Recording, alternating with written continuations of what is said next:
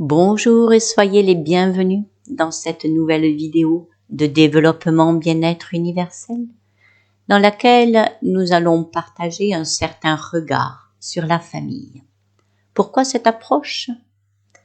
Non seulement parce que tout le monde peut se sentir concerné, mais aussi et surtout afin d'interroger son évolution, son devenir au sein de ces grands et nombreux changements observables dans la société et appelés à se prolonger comme tout mouvement engagé.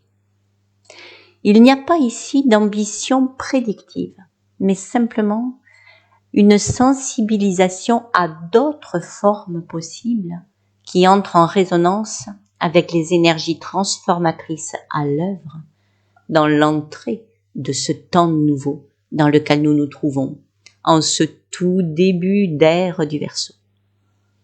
Ce partage offre ainsi un potentiel assouplissement du connu en nous afin de favoriser l'accueil de nouveaux horizons dans nos intériorités. Ainsi, nous évoluerons ensemble en abordant tout d'abord ce que représente la notion de famille dans l'ensemble du vivant et pour l'être humain, et voir quels sont les impacts que ces représentations forment en nous. Puis, nous partagerons l'observation de divers changements ayant eu lieu au sein des formes de famille, afin d'apporter, par le partage de notre regard, c'est-à-dire celui issu du cheminement conduit ensemble, qu'envisager comme devenir pour la famille de l'être humain. Avant d'entrer plus directement dans cet approfondissement, je spécifie tout de suite qu'il n'est pas question ici d'une approche éducative sur les relations parents-enfants qui sont attendues dans leur réponse aux besoins fondamentaux de l'éducation de l'enfant. La notion de famille pour l'humain concernera donc ici l'extension au-delà de la cellule de base du noyau éducatif parent-enfant. Second point, il s'agira ici d'une organisation sociétale fondée sur le patriarcat, avec la transmission du nom de famille basée sur les liens de sang. Voici donc, après ces deux petits points, que nous pouvons entrer plus directement dans ce sujet, avec cette interrogation, à savoir, que représente ce mot famille dans l'ensemble de ses usages. Si nous prenons l'étymologie avec son évolution au fil de l'histoire, nous nous accorderons sur l'image de toit commun, en donnant au mot toit sa dimension symbolique qui fédère. Ainsi, que nous parlions de la famille des invertébrés, de la famille des mots invariables ou de la famille du pont, il s'agira toujours de ces regroupements, ces classements que l'être humain a opérés au sein du vivant et de ses formes, regroupements basés sur des similitudes. Ainsi, nous voyons tout de suite que pour l'être humain, la notion de similitude sera vue par le prisme du lien de sang. Ainsi donc, durant des millénaires où ces classifications se sont de plus en plus affinées, on l'observe facilement dans tout ce qui est de la biologie, tout ce qui est du domaine de la botanique, etc. Ces classifications ont opéré dans nos représentations certains cloisonnements issus de ces regroupements. L'ordre naturel qui est fondé sur l'unité se retrouve ainsi morcelé, coupé de ces interrelations entre toutes les formes. Ces processus de division ont ainsi formé en nous et forment encore en nous des représentations et des usages qui comportent une certaine fixité des formes. Ainsi donc, l'abstraction qui agit à notre insu opère des assimilations par lesquelles nous attribuons des valeurs quelque peu analogues à tous les éléments d'une même famille. Ainsi, si par exemple nous prenons le mot serpent, il va tout de suite être connoté de dangerosité, alors que certains serpents ne le sont pas. La famille serpent porte cette étiquette, dirons-nous. Qu'en est-il pour l'humain? Si nous interrogeons les résonances ressenties à l'évocation de la famille, nous pourrons trouver pour certains une résonance d'appartenance forte, pour d'autres un espace de sécurité, ou encore un espace de tension, allant même parfois jusqu'à un tremplin vers la marginalité. Dans cette diversité, il demeure pour la famille de naissance une existence vibratoire spécifique qui s'observe par le positionnement adopté entre les différents membres. J'illustre tout de suite pour plus de clarté.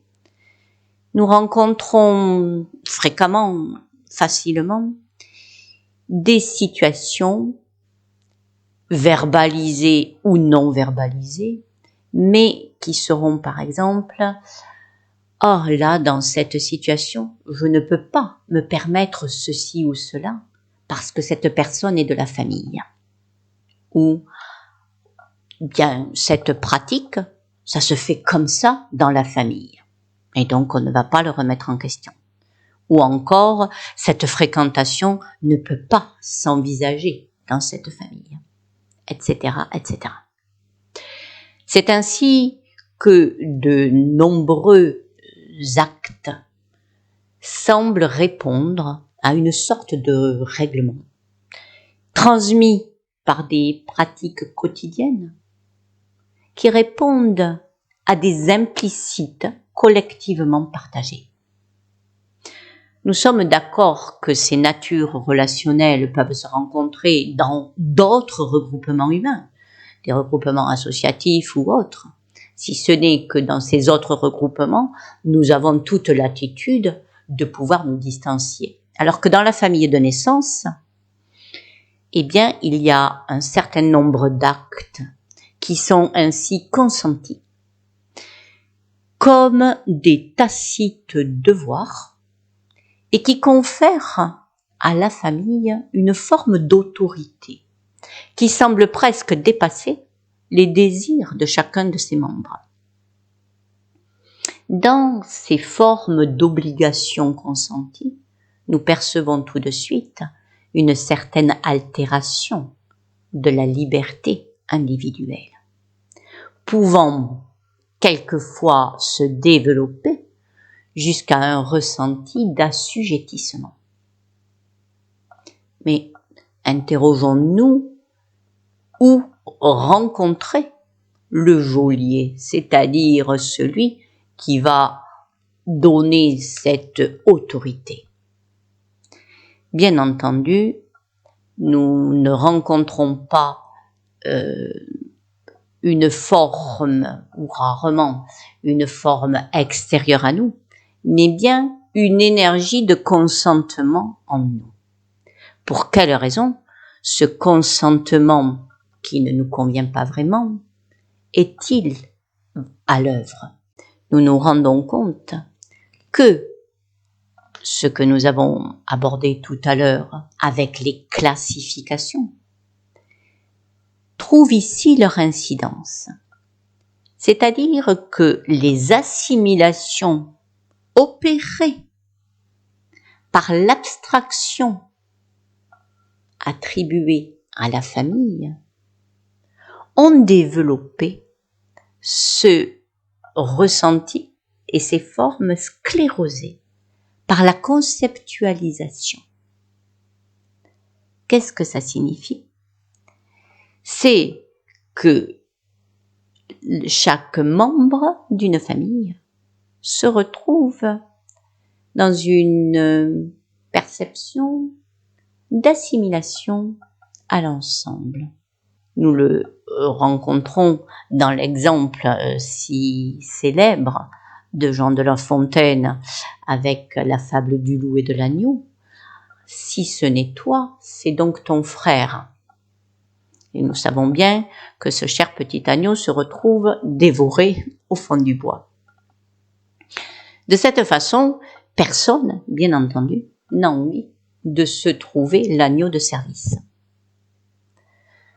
Cette forme d'autorité se base donc et trouve son fondement dans le concept famille lui-même.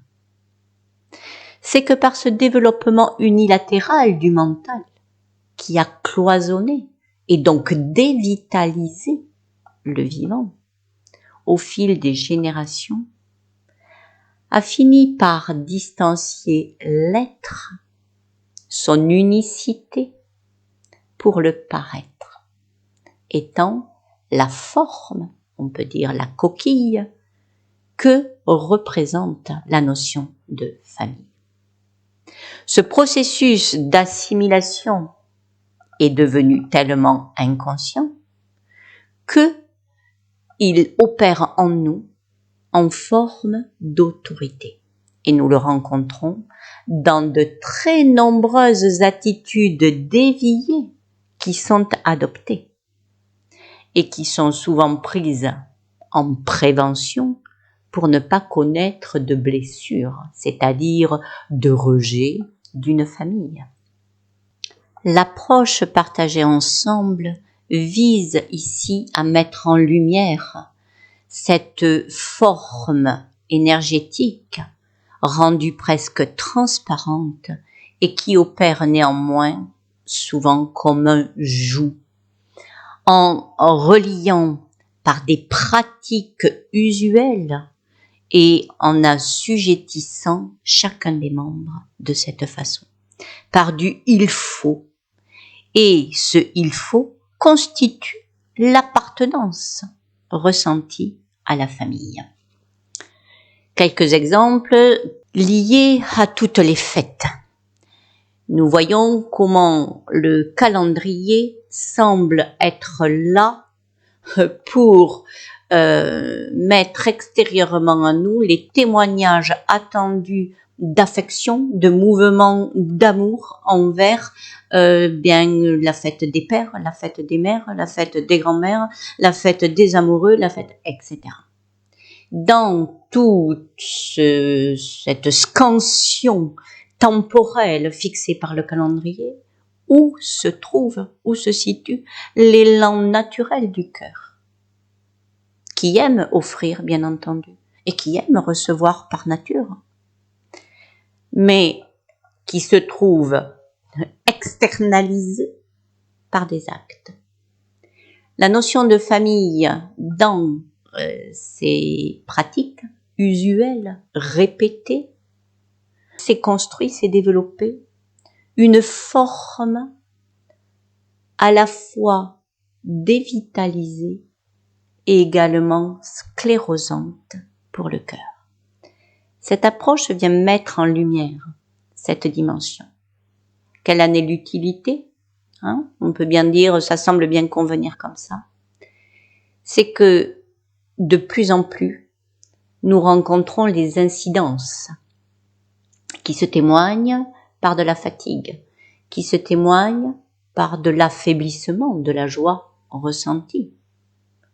Est-ce que parce qu'il est la fête des pères ou des mères ou des amoureux, ou est-ce une surprise de recevoir une attention? Nous sentons-nous autorisés à ne pas témoigner par un acte matériel de cadeau telle ou telle fête à l'honneur? Quelle distance, quelle liberté chacun s'autorise-t-il? Dans la famille de naissance, ces latitudes sont très étroites. Ainsi donc, ce joug vient fatiguer, vient fragiliser et ne peut pas être appelé à se poursuivre de cette façon-là, tout simplement parce qu'il n'y a pas d'épanouissement dans ce fonctionnement-là. Soyons donc conscients que sans un épanouissement vibrant du cœur, il n'y a pas de valeur. Quelle que soit la nature d'une relation, familiale ou pas, seul le respect authentique de notre cœur importe. Même en ayant affirmé cette nécessité, il n'est pas si aisé que ça de retrouver l'authenticité de notre cœur, parce qu'il a été muselé pendant si longtemps que la liberté ne se retrouve pas aussi facilement. Ainsi, retrouver l'authenticité de notre cœur demande et nous conduit automatiquement vers l'éveil en conscience des nombreuses constructions mentales qui se sont développées, mises en place pour le plus souvent se donner bonne conscience. Parce que, bien entendu, d'un côté, notre mental a cloisonné, mis face à nous, que ce soit les règnes du vivant, les reptiles, les vertébrés, etc., ou que ce soit les fêtes des pères et des mères, etc. Tout ce qui est ainsi cloisonné, externalisé au regard de notre cœur, répond à cette appétence du mental de se sentir dans le contrôle. Il a l'impression de se sentir plus expert au sein du vivant. Il peut nommer telle ou telle famille. Analogiquement, on répertorie par toutes les dates, de sorte à n'oublier rien ni personne, et c'est par ces pratiques-là qu'il y a une forme, si on peut dire, de sécurité qui peut s'établir. Mais dans tout ça, il est bien à reconnaître que le cœur est complètement absent, ce qui ne nous convient pas à personne fondamentalement. Et c'est pour ça qu'il y a énormément de constructions mentales qui vont venir essayer de faire le relais pour ne pas vivre cette dualité difficile entre les envies vibrantes du cœur et ensuite les constructions mentales établies auxquelles on se sent le devoir de répondre pour une appartenance à une famille, pour un candidaton, pour etc. Ainsi donc, on va pouvoir citer peut-être là quelques exemples, entre autres, ce qui peut être inhérent si on prend le règne du vivant. Si on peut citer des noms de familles, d'arbres, de familles d'insectes, etc. Quelle est cette connaissance-là? Sommes-nous capables d'échanger, de dialoguer avec ces formes du vivant pour construire ensemble? Voyons-nous dans l'insecte précis, dans un arbre précis, un partenaire, un collaborateur avec lequel nous allons pouvoir construire ensemble? C'est bien rare. Ensuite, quant à nos relations au sein de cette famille plus humaine, lorsqu'il peut, admettons, nous venir une intention, un mouvement naturel du cœur, de faire un cadeau, admettons, à quelqu'un. Notre mental n'est-il pas là des fois à dire « ça sera une bonne occasion pour la fête, pour l'anniversaire, pour etc. » la fin d'année.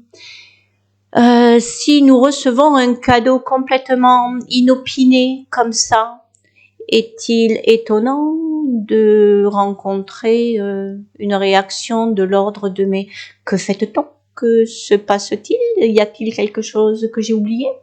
etc., etc. Dans tous ces mouvements-là, nous nous rendons compte que l'élan spontané du cœur, eh bien, se retrouve assujetti par le mental, se retrouve brimé, muselé, et ce depuis très longtemps. Donc toutes ces déformations-là, je répète, hein, en dehors de la stricte relation parent-enfant, hein, où très souvent, évidemment, des parents peuvent faire un cadeau spontané indépendamment d'une fête ou tout ça. Hein. Je parle dans la dimension plus élargie de la notion de famille, au-delà de la cellule de base. Donc nous nous rendons compte que toutes ces déformations rendent même la notion de fête, la notion de cadeau, qui devient une résonance en devoir et qui est souvent bien pesante. Alors évidemment, les constructions mentales sont là pour essayer de dire non mais quand même ça va faire plaisir. Donc en fait, il y a ce joug qui est toujours issu de vécus à contre-cœur. Mais étant donné qu'ils sont consentis, alors notre mental les déguise pour qu'ils soient mieux acceptés. Voilà donc le constat de cette forme énergétique à l'œuvre dans la famille de naissance. Ainsi, ce partage vise à entrer dans la conscience que ces formes-là sont appelées à tomber en désuétude, parce qu'effectivement, elles ne sont pas vibrantes dans le plein sens du terme, et que l'amour est absolument indissociable de la liberté. Amour et liberté sont une seule et même vibration qui permet au cœur de se déployer et d'offrir des fruits nourriciers, c'est-à-dire vibrants par la joie qui les anime. Ainsi, notre mode relationnel, y compris familial, est donc à rétablir à partir de cette authenticité de notre centre-cœur. Voilà déjà pour ce qui peut être d'un éveil en conscience de l'évolution à envisager pour la famille. Voyons au sein du vivant, donc dans les familles déjà établies, quels sont les grands changements observables. Si nous prenons l'usage de la langue orale, qui a elle-même et qui connaît beaucoup de familles, qui cloisonne et répertorie le langage, à l'heure actuelle, le champ lexical est dans une telle expansion que l'inclusion du vocabulaire devient très rapide et les familles qui auparavant établissaient certains repères se trouvent à l'heure actuelle caduques.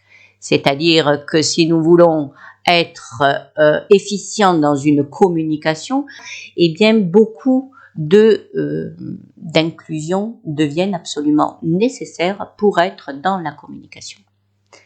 Si nous prenons les relations humaines, là aussi répertoriées, les gens mariés, les gens pacsés, les couples, les ceci, cela, nous voyons de la même façon que ces formes d'union évoluent énormément, les unions conjugales et leurs formes d'union sont en évolution permanente, avec des modes relationnels très différents.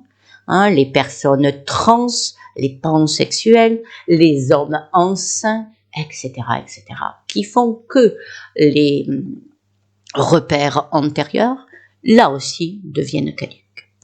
Si nous prenons l'évolution technologique, nous nous rendons compte de la même façon que l'évolution est tellement rapide que l'information qui promeut cette évolution est presque en retard sur l'évolution elle-même. Ainsi donc, nous voyons que toutes les familles repères que nous avons pu connaître sont, par la rapidité de l'évolution, en train de complètement, on va dire, exploser, c'est-à-dire connaître un décloisonnement dans lequel nous sommes invités en confiance à s'ouvrir. Pourquoi? Parce que, comme nous l'avons vu antérieurement, ces cloisonnements sont profondément dévitalisants. Donc, s'il peut y avoir parfois certaines appréciations déstabilisantes par mais où va-t-on avec toutes ces évolutions dans lesquelles nous n'avons plus les repères du connu, c'est une évolution infiniment porteuse dans ces changements vers des nouvelles formes que nous allons voir ensemble. Alors là, nous entrons maintenant dans le ressenti, l'approche de ce que peut devenir dans ces transformations-là la notion de famille pour l'être humain. Retrouver l'ordre naturel du vivant nous questionne immédiatement sur quel est cet ordre. Répondre cet ordre est celui de suivre son cœur n'est pas un éclairage qui puisse être suffisamment repérant justement dans cette période transitoire. Car comme nous venons de le voir, le cœur ayant été muselé, lui offrir une liberté comme ça et dire, eh bien, l'avenir est dans cette vibration de liberté est trop abrupte. Ainsi donc, nous allons voir ensemble comment ressentir des nouveaux repères. Déjà, l'acceptation du lâcher-prise sur les anciennes formes représente déjà un premier pas important. Ainsi donc, nous allons aborder quelle est cette forme de famille qui puisse vibrer dans l'amour-liberté. Il va s'agir de la loi naturelle des affinités. En effet, l'affinité fait appel à nos sens, c'est-à-dire au ressenti éprouvé en toute situation. Déjà, dès que nous parlons de ressenti, nous nous rendons compte que c'est une entrée perceptible. C'est-à-dire que seul l'être humain interrogeant ses sens est détenteur de l'indication pour lui. Nous ne sommes plus dans une forme extérieure qui détermine quelle famille, quelle, etc., mais dans une forme intérieure. L'être humain, dans son ressenti, détermine, devient donc acteur et devient donc le centre de la relation. La loi naturelle des affinités va porter sur les jeux énergétiques dans toutes les actions et dans toutes les relations que nous allons pouvoir entretenir. Ainsi, au regard d'époques plus reculées, où les couples étaient formés par des arrangements entre familles, c'est-à-dire basés sur la raison, basés sur le mental, les pensées, il y a déjà eu ce mouvement d'évolution vers le respect de l'affinité dans la formation des couples, qui, dans la majeure partie des cas actuellement, sont des personnes qui se choisissent par l'affinité. Ainsi donc va se poursuivre ce mouvement-là d'une façon beaucoup plus ample. Nous pouvons à ce titre envisager que l'organisation patriarcale, avec la transmission du nom de famille associé, puisse être aussi une forme appelée à changer et à évoluer. De toute façon, les relations fondées sur les seuls liens de sang et au sein desquels ne vibre pas l'affinité, laisseront place à des réunions formées par l'association naturelle entre différents membres en affinité. C'est ainsi que le monde relationnel familial va évoluer d'une expression conditionnée, source de déformation et de souffrance dans le paraître, à une expression authentique et épanouissante de l'être. Nous voyons comment l'affinité va devenir le socle, la relation énergétique dans le devenir familial. Ainsi, les membres d'une famille seront régis par une fréquence du cœur qui sera proche.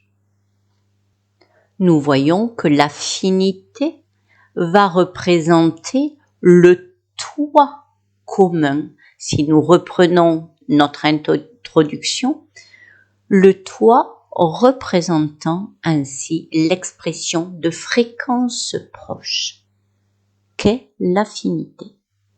Qui dit fréquence dit expression vibratoire du cœur. Ainsi, les membres d'une famille formée par la loi naturelle de l'affinité portent l'harmonie qui résulte de l'organisation qui sous-tend tout le vivant. Nous pouvons ainsi parler de familles d'affinité selon la fréquence vibratoire qui les anime. Réintégrer cet ordre universel est le soin nécessaire aux affaiblissements issus des distorsions actuelles.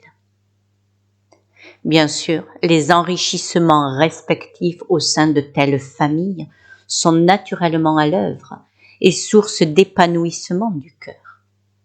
Car la fréquence de la joie partagée dans l'affinité est source d'évolution pour chacun. C'est la résonance intérieure de l'âme qui auto-activement va dessiner une famille d'appartenance par effet miroir, c'est-à-dire en conséquence spontanée des vibrations portées en totale liberté et non sur une organisation extérieure. Elle est donc sans cesse évolutive selon les vécus engagés et le cheminement intérieur choisi. Nos affinités évoluent sans cesse. Nos familles d'affinités seront donc dans ce mouvement d'évolution. Nous déduisons à présent qu'il est également tout à fait possible d'être en relation d'affinité avec certains membres de la famille de naissance. Il n'est pas question ici d'établir une opposition. Il peut y avoir tout à fait des membres de la famille de naissance avec lesquels nos fréquences vibratoires dans le cœur se trouvent en résonance, bien entendu.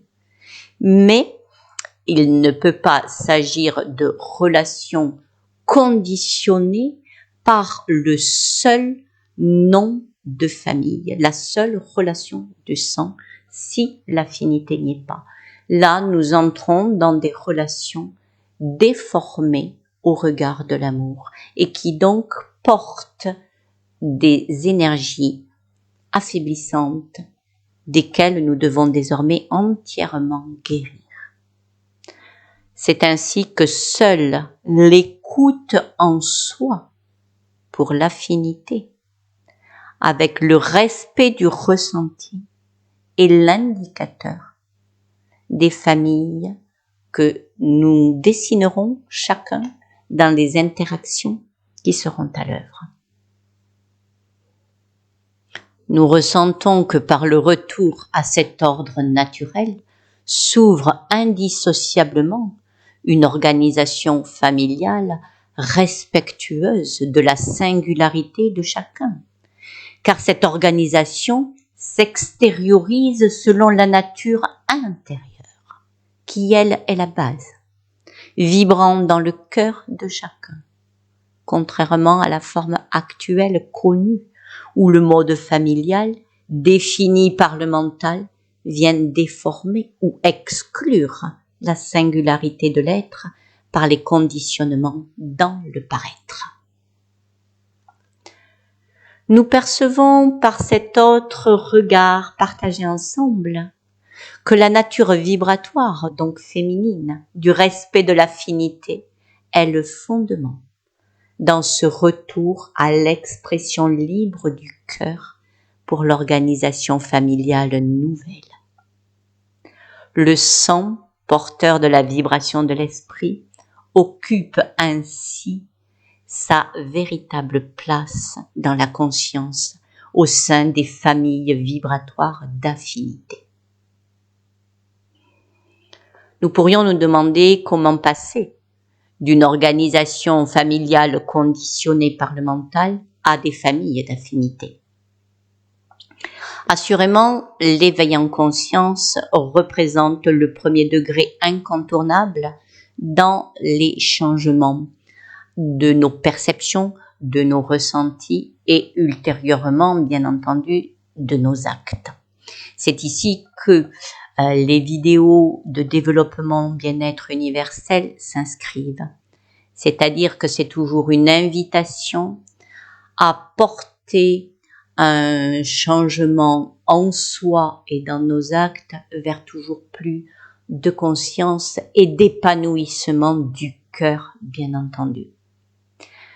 Ainsi donc, comme dans chaque vidéo, il est précieux à mon cœur qu'il y ait une solidarité, c'est une co-création de nos mouvements intérieurs dans ces transformations. Ainsi, par la pratique de ces infimes petits défis proposés en fin de vidéo, je trouve qu'il est beau de pouvoir mutualiser les découvertes que chacun a pu faire de changements, de perceptions différentes, d'innovation vers la libération du cœur, c'est-à-dire l'abandon des formes sclérosantes et fatigantes connues jusque-là.